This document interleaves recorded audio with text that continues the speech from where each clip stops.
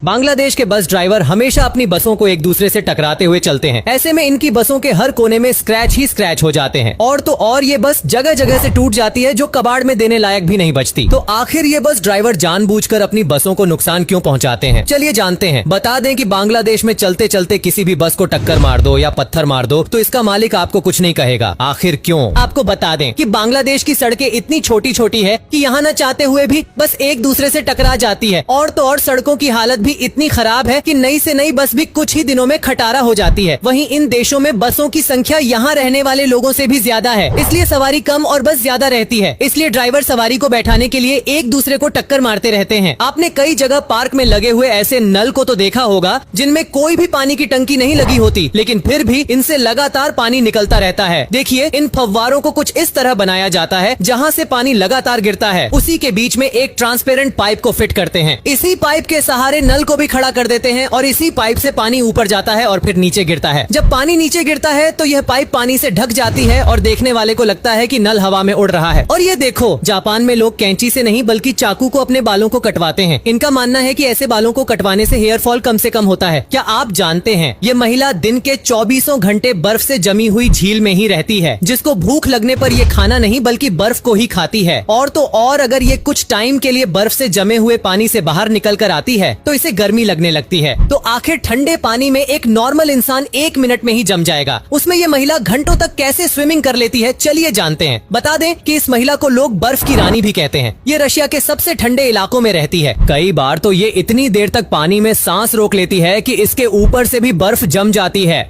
जिसको हाथों से तोड़कर इसे बाहर आना पड़ता है। लेकिन इसको शरीर पहले से इतनी ठंड को बर्दाश्त नहीं कर सकता था, बल्कि ये हर दिन ठंडे पानी में जाकर तैरने की प्रैक्टिस करती थी। इसमें शरीर के साथ साथ इंसान को अपने दिमाग पर भी फोकस करना पड़ता है और अब धीरे धीरे इनका शरीर घंटों तक ठंडे पानी में रहने पर भी बीमार नहीं पड़ता। क्या आप जानते हैं, एस्केलेटर पर चलते समय आपको ये गलतियाँ कभी भी नहीं करनी चाहिए, वरना ये आपके लिए काफी खतरनाक साबित हो सकता है। सबसे पहला, कभी भी कोई ढीली चीज पहनकर इस पर न चढ़े हैं, क्योंकि एस्केलेटर के किनारों पर खाली जगह होती है जिससे ढीली चप्पलें और कपड़े जैसी चीज इसके अंदर फंस सकती है। और इन सीढ़ियों पर चढ़ते समय हमेशा आपको बीच में खड़े होना चाहिए, क्योंकि किनारे पर फंसने का डर ज्यादा होता है। दूसरा, एक्सीलेटर के साइड में लगे ब्रश से आपको कभी भी अपने जूते साफ नहीं करने चाहिए, क्योंकि यह ब्रश आपके जूते या पैर साफ करने के लिए नहीं बल्कि आपकी सुरक्षा के लिए लगे होते हैं। बता दें कि आजकल भारत में भी हर छोटे बड़े रेलवे स्टेशन और मॉल में एस्केलेटर लगाए जा रहे हैं। ऐसे में जब लोग पहली बार चढ़ते हैं तो बहुत ज्यादा डर की वजह से वह गिर जाते हैं। इसीलिए आपको हमेशा इसकी रेलिंग को पकड़ कर रखना चाहिए और इन एस्केलेटर पर कभी भी उल्टा भी नहीं चलना चाहिए।